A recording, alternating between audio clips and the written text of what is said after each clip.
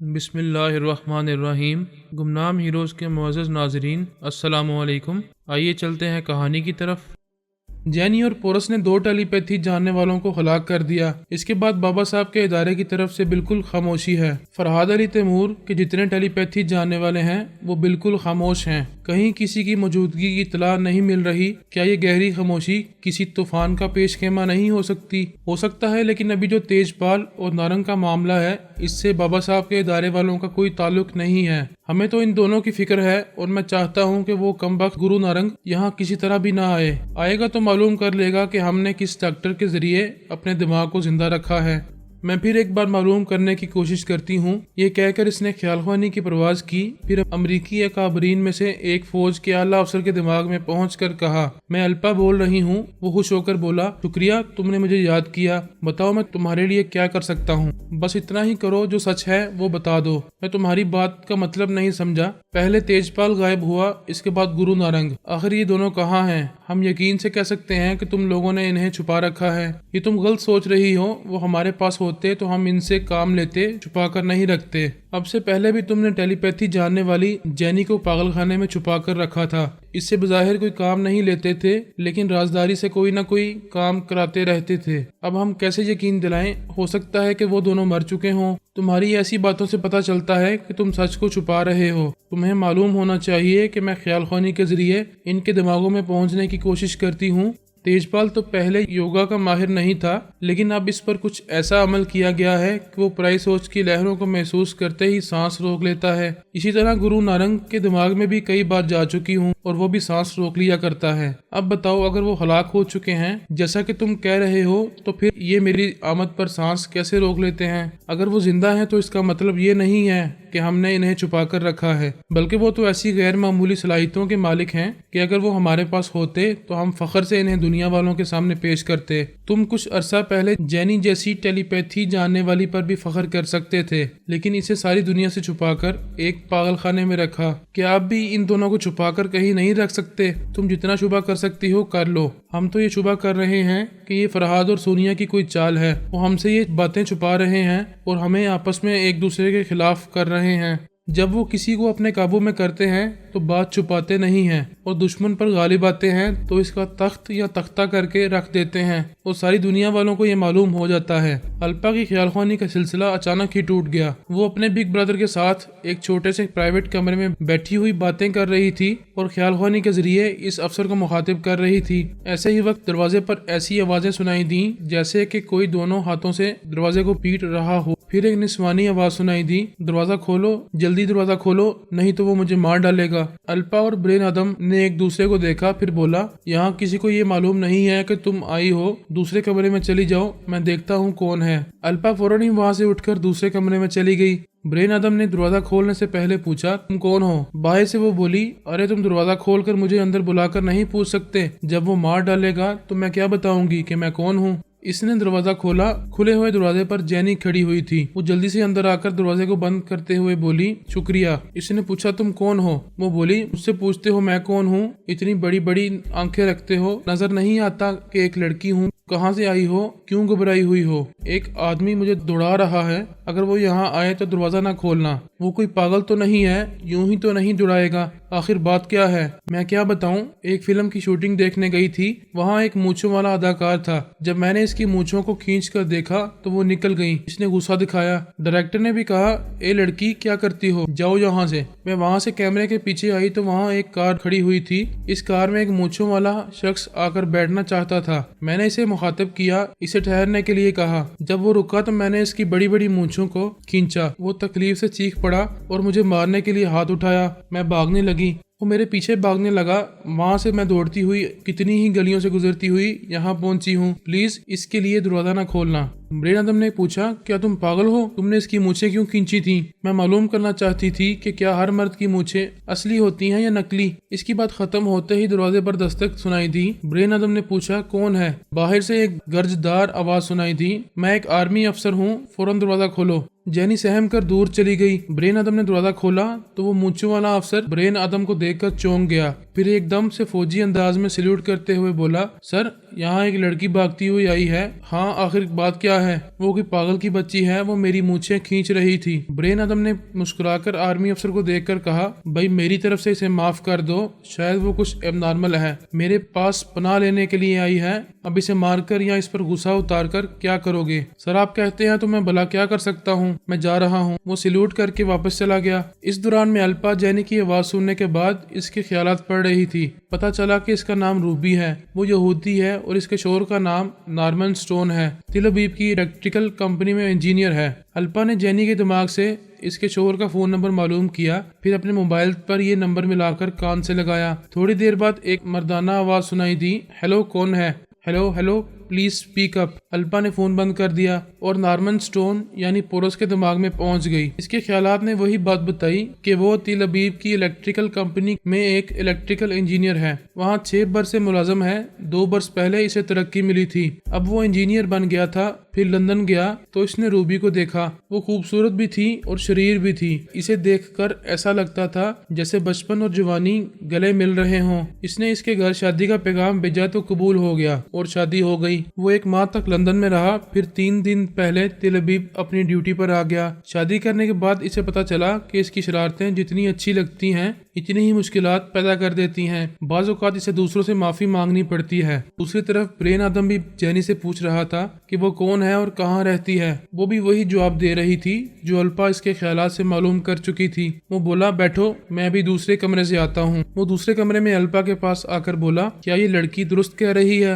हाँ बिल्कुल दुरुस्त। मैंने इसके और इसके शोहर के मुतालिक पूरी तफसीलात मालूम की हैं। वो यहूदी है और यहाँ 6 बरस से इसका शोहर एक इलेक्ट्रिकल कंपनी में मुलाजिम है, एक इंजीनियर है। ब्रेन आदम वापस जैनी के पास आया। फिर बोला, अब वो शख्स जा चुका है, तुम्हें परेशान नहीं करेगा और ना ही मारेगा, लिहाजा अब तुम जाओ। नहीं, मुझे तो डर लगता है। मैं अपने शोहर का टेलीफोन नंबर बताती हूँ, इसे यहाँ बुला लो ताकि मैं इसके साथ जा सकूँ। तुम जब डरती हो तो शरारतें क्यों करती हो? बहरहाल वो शख्स जो तुम्हें दौड़ा रहा था वो एक आर्मी अफसर है और मेरा मातहत है। वो मेरे कहने के बाद अब तुम्हें परेशान नहीं करेगा, लिहाजा तुम जाओ। वो बोली, क्या आप मुझे मेरे घर तक लिफ्ट नहीं दे सकते? इसने कहा, अच्छा चलो मैं तुम्हें अपनी कार में ले चलता हूँ। इस छोटे से बंगले के सामने 2 कारें खड़ी हुई थी। दूसरी कार अल्पा की थी। ब्रेन आदम अपनी कार में जैनी के साथ बैठ गया, फिर इसे ड्राइव करता हुआ चला गया। इसके जाने के बाद अल्पा ने इस बंगले के अंदर की तमाम लाइटों को बुझाया, दरवाजे को लॉक किया। फिर अपनी कार की ड्राइविंग सीट पर बैठकर इसने कार के अंदर आगे पीछे देखा।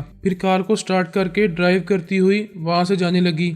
ये दुरुस्त था कि अल्पा तक कोई पहुंच नहीं सकता था, लेकिन ब्रेन आदम अपनी ड्यूटी के बायस अपने बंगले से आर्मी हेडक्वार्टर आता जाता था। वो दूसरों की नजर में रहता था। जैनी और पोरस ने वहां पहुंचने के बाद पहले ब्रेन आदम को ही देखा और इसके पीछे लगे रहे। दिन रात इसकी निगरानी करते रहे। फिर इस रात वो कार में बैठकर जाने लगा तो जैनी और पोरस ने इसकी कार का ताक़ब किया और इसी छोटे बंगले तक पहुंच गए जहाँ पहले ही से एक कार खड़ी हुई थी। पोरस ने कहा, मैं यकीन की हद तक कह सकता हूँ कि ये दूसरी गाड़ी अल्पा की होगी। वो बोली, तुम्हारा यकीन दुरुस्त भी हो सकता है। फर्ज करो हम गलती कर रहे हैं, वहाँ अल्पा ना हो, इसकी कोई गर्लफ्रेंड हो तो। हम ब्रेन आदम को बहुत अरसे से जानते हैं। इसकी कभी कोई गर्लफ्रेंड नहीं रही, हत्ता कि इसने इस उम्र तक पहुंचने के बावजूद शादी नहीं की है। अल्पा को अपनी छोटी बहन मानता है। फिर उन्होंने मंसूबा बनाया। वहां से कुछ दूर एक ड्रामे की शूटिंग हो रही थी तो वहां जाकर जैनी को किस तरह शरारत करनी चाहिए और किस तरह भागकर इस दरवाजे तक आना चाहिए। इस मंसूबे के मुताबिक जैनी ने अमल किया तो बड़ी हद तक यकीन हो गया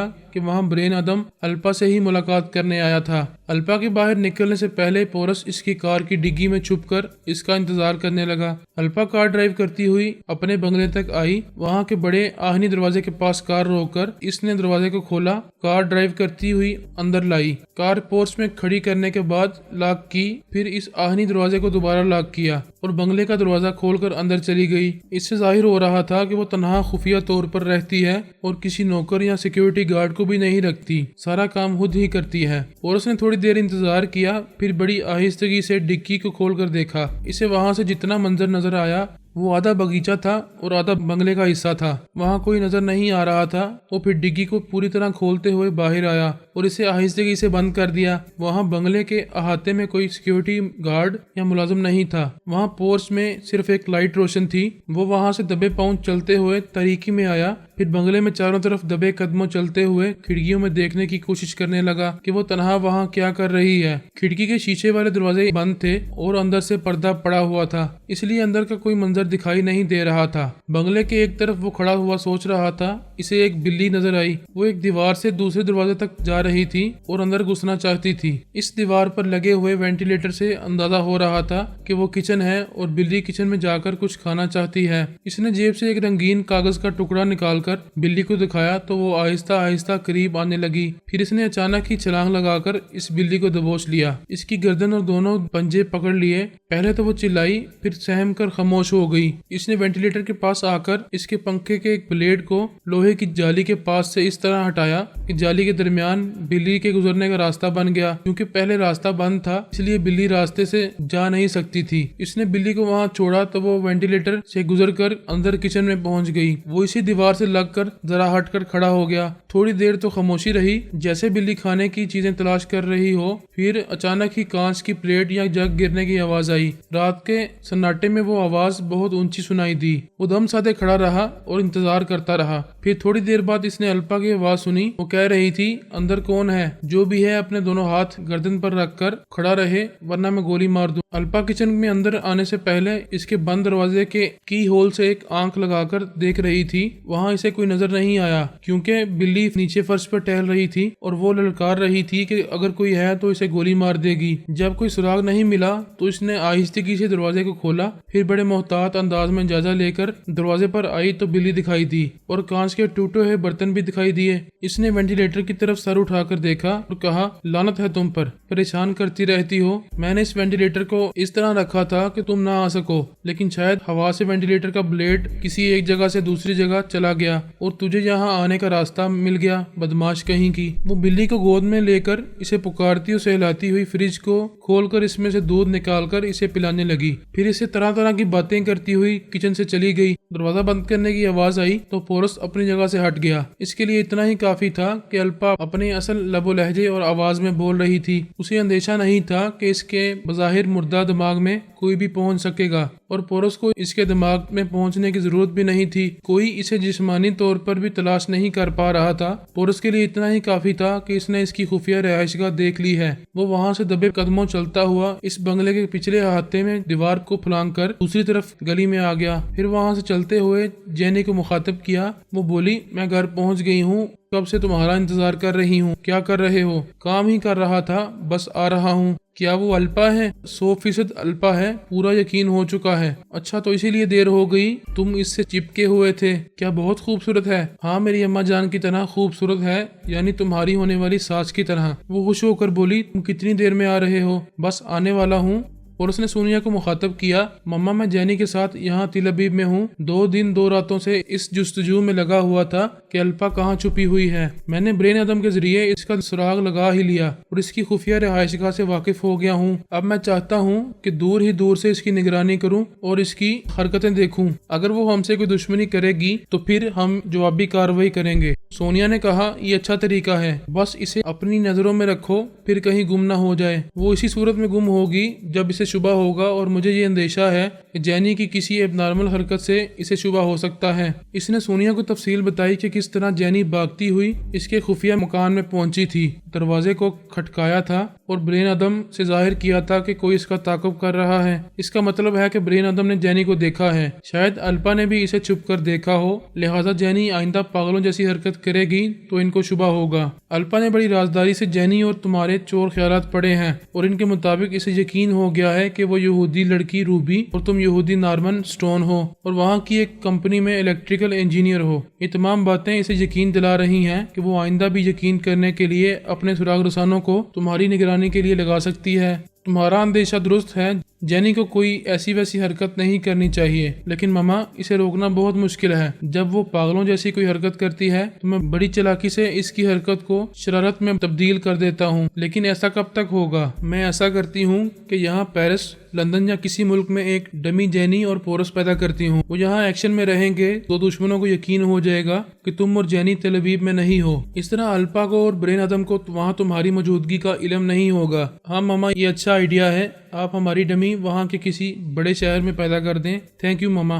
वो ایک ٹیکسی میں بیٹھ کر اپنے موجودہ اپارٹمنٹ میں پہنچا۔ وہاں ایک گاڑی آ کر رکی۔ اس گاڑی میں سے 2 افراد اتر کر احاطے کا دروازہ کھول کر اندر جانے لگے۔ پورس نے ٹیکسی کا کرایہ ادا کیا، پھر ایک جگہ طریقے میں کھڑا ہو کر ان کو دیکھنے لگا۔ ان لوگوں نے دروازے پر جا کر کال بیل کا بٹن دبایا۔ اس وقت پورس جینی کے دماغ میں تھا اور کہہ رہا تھا، کوئی 2 افراد دروازے پر ہیں، ان سے بات کرو، ان کی حقیقت کھل جائے گی۔ جینی نے دروازے کے پاس آ کر پوچھا، کون ہے؟ ہم انٹیلیجنس والے ہیں، ضروری باتیں کرنے آئے ہیں۔ انہوں نے ان کے خیالات پڑھے، پھر مطمئن ہو کر دروازہ کھول دیا۔ پورس بھی تیزی سے چلتا ہوا اپنے بنگلے کے دروازے پر آیا۔ اس وقت جینی انہیں صوفوں پر بیٹھنے کے لیے کہہ رہی تھی۔ پورس نے انہیں دیکھ کر جینی سے پوچھا، یہ حضرات کون ہیں؟ یہ انٹیلیجنس والے ہیں۔ پھر جینی نے ان سے کہا، یہ میرے شوہر نارمن سٹون ہیں، اچھا ہوا آپ آ گئے، یہ مجھ سے کچھ پوچھنے آئے ہیں۔ پورس نے آگے بڑھ کر ان سے مصافحہ کیا، پھر ایک صوفے پر بیٹھ گیا۔ اس میں سے ایک افسر نے کہا، ہمیں افسوس ہے کہ ہم آپ کو زحمت دے رہے ہیں، لیکن آپ نے یہاں سے لندن جاتے وقت یہ اطلاع نہیں دی تھی کہ وہاں سے شادی کر کے آئیں گے۔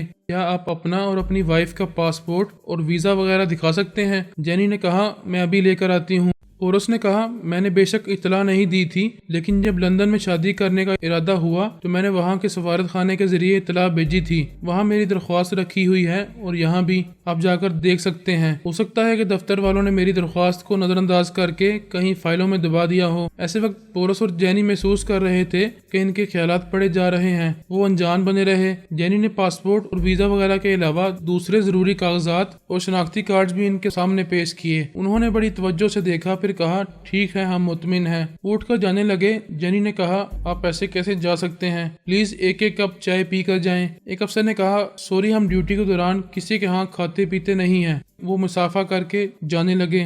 جینی نے اپنی کان کی ایک لو کو کھجایا، جس کا مطلب یہ تھا کہ پورس خیال خوانی کے ذریعے اس کے دماغ میں نہ آئے، کیونکہ الپا اس کے خیالات پڑھ رہی ہے۔ پورس نے انجان بن کر پوچھا، تعجب ہے، یہ انٹیلیجنس والے کیوں آئے تھے؟ کبھی مجھ پر کوئی شبہ نہیں ہوا، صرف ایک شادی کرنے کی وجہ سے یہ لوگ خواہ مخواہ چلے آئے۔ جینی نے کہا، اس میں تمہاری بھی غلطی ہے، تمہیں یہاں کی حکومت کو اطلاع دینا چاہیے تھی کہ شادی کرنے جا رہے ہو۔ پورس نے کہا، میں شادی کرنے کے ارادے سے نہیں گیا تھا، وہاں تمہیں دیکھ کر عاشق ہو گیا تھا، یہ تم اچھی طرح جانتی ہو۔ بہرحال میں نے کاغذی کارروائی لندن میں رہ کر کی تھی۔ یہاں کے دفتر والوں نے اگر میری درخواست کو فائلوں میں دبا کر رکھا ہو تو وہ چھپے گی نہیں، ضرور ان کے ہاتھوں میں آ جائے گی۔ بہرحال ہم صاف ہیں، ہمارا دل صاف ہے، تو اس معاملے میں بحث کرنے کی زیادہ ضرورت نہیں ہے۔ وہ بولی، میں کھانا گرم کرنے کے لیے جا رہی ہوں، تم منہ ہاتھ دھو لو۔ وہ بولا، تم بھی عجیب ہو، کھانے کا وقت ہو گیا ہے اور تم انکوائری کرنے والوں سے کافی پینے کو کہہ رہی تھیں۔ وہ تو میں نے رسمی طور پر کہا تھا، ورنہ ہم یہودی ہیں اور ہم جانتے ہیں کہ ہمارے یہودی افسران کتنے بااصول ہوتے ہیں۔ وہ ڈیوٹی کے وقت کسی کے ہاں کھاتے پیتے نہیں ہیں۔ بہرحال میں کھانا گرم کر رہی ہوں۔ وہ کچن کی طرف گئی۔ پورس باتھ روم کی طرف چلا گیا۔ الپا ان کی باتیں سن رہی تھی اور ان کے یہودی ہونے پر فخر کرنے سے مطمئن ہو رہی تھی۔ پچھلے ایک باب میں یہ بتایا جا چکا ہے کہ امریکہ اور روس کی بڑی رازدارانہ سازش کے تحت بابا صاحب کے ادارے پر دوبارہ حملہ کرنے کی پلاننگ ہو رہی تھی۔ پلاننگ ایسی تھی کہ اگر حملہ کامیاب ہوتا تو کبھی امریکہ یا روس پر اس حملے کا الزام نہ آتا۔ امریکی اکابرین نے روس والوں سے یہ بات چھپائی تھی کہ انہوں نے ایک نئی ٹرانسفارمر مشین سے 34 ٹیلی پیتھی جاننے والے پیدا کیے ہیں، جن میں سے 6 ٹیلی پیتھی جاننے والوں کو انہوں نے روس کے میزائل پیڈ کی طرف روانہ کیا تھا، تاکہ وہ میزائل داغنے والوں کے دماغوں میں رہیں اور انہیں بہکنے نہ دیں۔ جب سے پہلی بار بابا صاحب کے ادارے پر حملے کر کے اسے تباہ کرنے کی سازشیں کی گئی تھیں، تب سے ہی ہم سب بہت محتاط ہو گئے تھے۔ ہمارے کئی ٹیلی پیتھی جاننے والے سراغ رساں ہر ملک کی آرمی کے اعلیٰ افسران اور اعلیٰ حکام کے دماغوں میں رہا کرتے تھے۔ ان کی یہ ڈیوٹی باری باری رہا کرتی تھی، کیونکہ ہمیں یہ یقین ہو گیا تھا کہ یہ دوبارہ بھی ایسی اوچھی حرکتیں کر سکتے ہیں۔ پھر یہ پتہ چلا کہ میزائل پیڈ پر 6 ٹیلی پیتھی جاننے والوں کا سراغ ملا ہے، جو روس کے فوجی افسروں کے دماغ میں آتے جاتے ہیں۔ اس طرح وہ 6 ٹیلی پیتھی جاننے والے ہماری نظروں میں آ گئے تھے۔ اس کے بعد ہی سے ہم نے 18 ٹیلی پیتھی جاننے والوں کا ذکر کیا تھا، جن میں سے 2 مر چکے تھے۔ 4 کے بارے میں بتایا جا چکا ہے کہ انہوں نے اپنی ایک الگ ٹیم تیجپال کی رہنمائی میں بنا لی ہے۔ بہرحال ان 6 ٹیلی پیتھی جاننے والوں کا ذکر بھی لازمی ہے، جو روس کے میزائل پیڈ پر وہاں کے افسران کے دماغوں میں گئے تھے اور ہماری نظروں میں آ رہے تھے۔ یہ اتفاق کی بات ہے، اس وقت نیلما زندہ تھی۔ نیلما اور گرو نارنگ نے بھی ان ٹیلی پیتھی جاننے والوں تک رسائی بادشاہی حاصل کی تھی، اس لیے ہم دور ہی دور سے یہ تماشا دیکھ رہے تھے کہ کبھی نیلما اور گرو نارنگ ان 6 ٹیلی پیتھی جاننے والوں کو استعمال کریں گے تو پھر ہم جوابی کارروائی کریں گے۔ لیکن اس دوران نیلما جہنم میں پہنچ گئی اور نارنگ بالکل بے بس ہو گیا۔ اب وہ 6 ٹیلی پیتھی جاننے والے آزاد تھے۔ ان کے دماغ میں گرو نارنگ اس لیے نہیں جا سکتا تھا کہ وہ دماغی طور پر کمزور ہو گیا تھا اور ابھی خیال خوانی کرنے کے قابل نہیں تھا۔ پہلے اس کا بھی ذکر ہو جائے کہ نارنگ دماغی طور پر کیوں کمزور ہو گیا تھا، جبکہ صرف اس کی آتما شکتی کمزور ہوئی تھی۔ اگر اسے کہیں تپسیا کرنے کا موقع ملتا تو وہ دوبارہ آتما شکتی حاصل کر سکتا تھا، لیکن اس کی بدقسمتی کہ زیر زمین دنیا کے گاڈ فادر نے اسے ٹریپ کیا تھا، اپنے آدمیوں کے ذریعے اسے پاگل خانے سے اغوا کر کے ایسی جگہ پہنچایا تھا جہاں دوسروں کو علم نہیں ہو سکتا تھا کہ وہاں کسی کو قیدی بنا کر رکھا گیا ہے۔ گاڈ فادر یہ دیکھ چکا تھا کہ نارنگ کتنی غیر معمولی صلاحیتوں کا مالک ہے اور اسی کے کس قدر کام آ سکتا ہے، لیکن وہ اس قدر خطرناک بھی تھا۔ اس خطرناک شخص کو بے بس اور مجبور بنانے کے لیے اس نے ظلم کی انتہا کر دی۔ اسے ایک آپریشن روم میں لے جا کر اس کی دونوں ٹانگوں کو گھٹنوں تک کاٹ کر پھینک دیا، اسے ہاتھوں اور پیروں سے اپاہج بنا کر رکھ دیا تاکہ وہ کہیں فرار نہ ہو سکے